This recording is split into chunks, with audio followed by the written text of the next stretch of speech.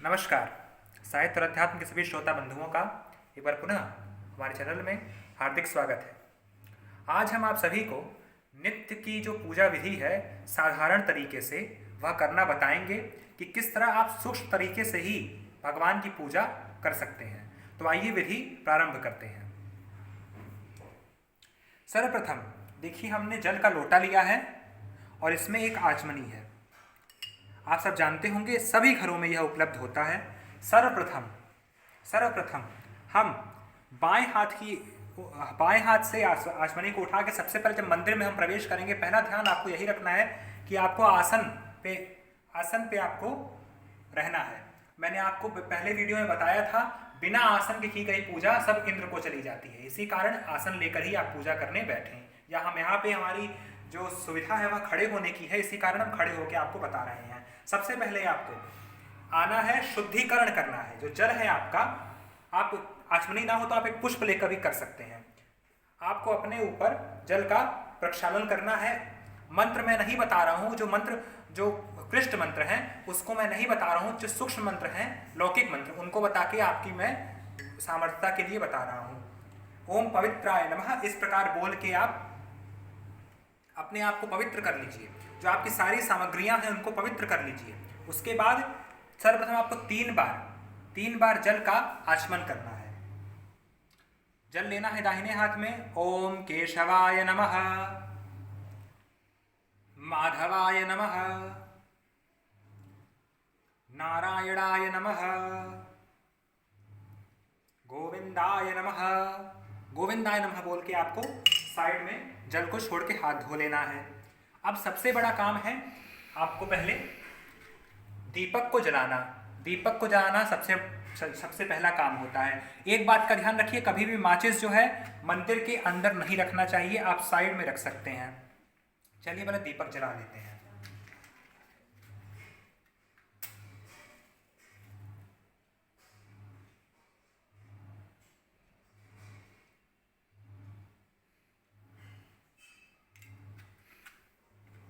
हमने दीपक जला लिया है। सबसे पहले आपको एक पुष्प लेकर दीपक देवता के पास चढ़ा देना है। यह आपकी नियमित साधारणतया होता है, रोज की पूजा में आप यह कर सकते हैं। पुष्प लीजिए, दीपक देवता को प्रणाम करके पुष्प उनके समक्ष आपको रख देना है और उनसे प्रार्थना करनी है कि हे प्रभु, जब तक हमारी यह पूजा कर्म चले तब तक आप ऐसे ही स्थिर बने रहिए। अब उसके बाद मैं आपको नियमित की पूजा विधि में ठंड के समय में आप भगवान को स्नान रोज नहीं कराएंगे। अभी वसंत पंचमी तक जो है ठंड बहुत ज़्यादा थी, अब ठंड कम होने लगी है तो आप करा सकते हैं। परंतु मैंने वसंत पंचमी को स्नान कराया था, इसी कारण मैं आज इन्हें स्नान नहीं करा रहा हूँ। ये हमारे बाल गोपाल हैं। आप भी ग्रीष्म ऋतु में तो आप रोज कराएं, लेकिन ठंड में आप रह कर 2 दिन छोड़ के कराएं। तो आज हम इसे स्नान नहीं कराएंगे। आज हम केवल उनके ऊपर जल का प्रक्षालन करके इनको शुद्ध कर देंगे। आप मंत्र का उच्चारण करते हुए भगवान को शुद्ध कर लीजिए। श्री कृष्णाय नमः आप बोल सकते हैं। स्नानम जलम समर्पयामि ही श्री कृष्णाय नमो नमः। यहाँ सब देवी देवता हैं, आप सबके ऊपर जल का प्रक्षालन कर सकते हैं। बोलेंगे आप, सर्व देवी देवताभ्यो नमः स्नानम जलम समर्पयामि। स्नान के बाद सबसे पहला काम होता है भगवान को इत्र लगाना। इत्र लगाना बेहद ही अच्छा काम है। जिस प्रकार हम सुगंधित होते हैं उसी प्रकार ईश्वर को भी सुगंधित करना हमारा काम है। आप इत्र लेकर रुई में इत्र को ऐसे आप लगाकर भगवान को लगा सकते हैं। ऐसे उनके पास लगा दीजिए, इत्र को लगा के आप रख सकते हैं। अब हम बंद कर देंगे। अब इसके बाद हमारा काम आता है चंदन लगाना। चंदन हर घरों में, पीला चंदन, सफेद चंदन, लाल चंदन हर घरों में उपलब्ध होता है। अब हम चंदन को लगाएंगे। चंदनम समर्पयामि इस प्रकार बोल के, जो क्लिष्ट मंत्र है, जो बहुत ही वैदिक मंत्र है, उसको मैं नहीं बता रहा हूँ। जो छोटे मंत्र हैं उसको बता रहा हूँ। लेके चंदन आप भगवान के ऊपर लगा देंगे। सबके ऊपर आप चंदन इसी प्रकार लगा देंगे। सबके ऊपर आप चंदन लगा देंगे। मैंने आपको बताया था पंचदेव उपासना। हमारे शास्त्रों में 5 देवों की उपासना बहुत जरूरी है। कौन कौन? श्री गणेश, माँ भगवती, सूर्य नारायण और भगवान शिव। आपको इनके साथ साथ पंचदेवों की उपासना करना भी बहुत जरूरी है। 5 देव सबसे पहले आपको उनकी पूजा करनी है। कौन कौन, इधर देखते हैं।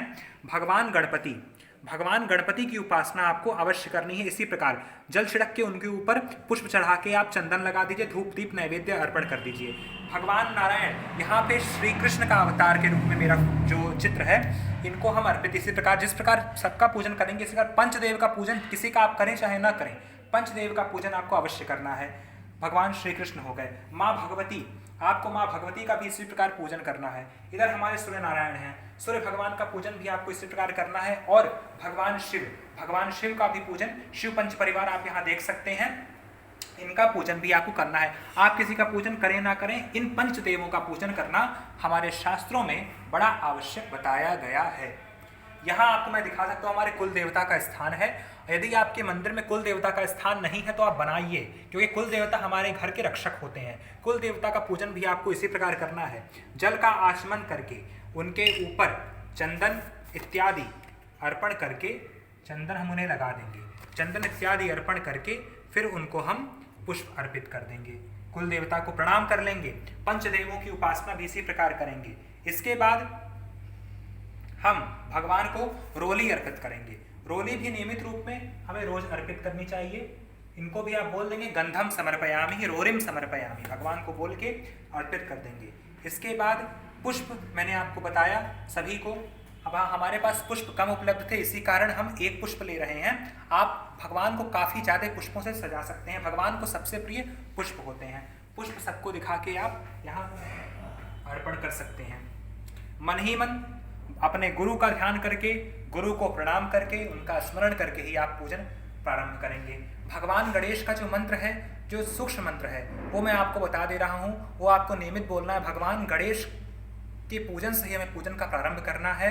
और आपकी जब तक पूजा चलेगी आप कुछ न कुछ मंत्र बोल सकते हैं। चाहे आप ओम नमः शिवाय बोलिए, गंग गणपतये नमः बोलिए, ओम नमो भगवते वासुदेवाय बोलिए, चाहे गायत्री मंत्र बोलिए, जो आपको सुविधा हो पाए आप वो मंत्र बोलेंगे। इसलिए इसके प्रकार हमारे पास भगवान श्री कृष्ण का विग्रह है, हम इन्हें भोग लगाएंगे। माघ मास में विशेष तिल का लड्डू आपको अवश्य भोग लगाना है। मैं आपको बताया था माघ में तिल का बहुत महत्व है। और इनकी पूजा में तुलसी पत्र भी आवश्यक होते हैं। तुलसी पत्र हम इन्हें लगा के भोग हम रख देंगे। इसके बाद घंटी बजा के भगवान को भोग समर्पित करके 5 बार हमें जल का आचमन करना है। भगवान को दिखाते हुए 5 बार आप जल का आचमन कर दें। आंख बंद करके भगवान को नैवेद्य समर्पित कर दें। त्वदीयं वस्तु गोविंदम तुभ्यमेव समर्पयेत्, गृह्णात् संतो भुक्त्वा प्रसीदः परमेश्वरः, नैवेद्यम निवेदयामि। भगवान को अर्पण कर देंगे, प्रणाम कर लेंगे। हे प्रभु, जो भी मेरे द्वारा रूखा सूखा भोजन है उसको ग्रहण कीजिए, हमारा कल्याण कीजिए, हमारा मंगल कीजिए। इस प्रकार भोग अर्पण करके फिर सबसे अंत में हम आरती का क्रम आता है। आरती के क्रम में हम आरती को, और आपको कपूर की आरती विशेषतः रोज करनी है। कपूर की आरती करनी ही चाहिए, ये मैं आपको बता दूं। ये धूप है, धूप भी आपको जला देना है। आप माचिस से ही धूप जलाएं। कभी भी ये गलती मत करें कि आपको दीपक के माध्यम से कभी धूप नहीं जलाना है। इस बात का आप ध्यान रखें। धूप हमेशा माचिस से ही जलाना चाहिए।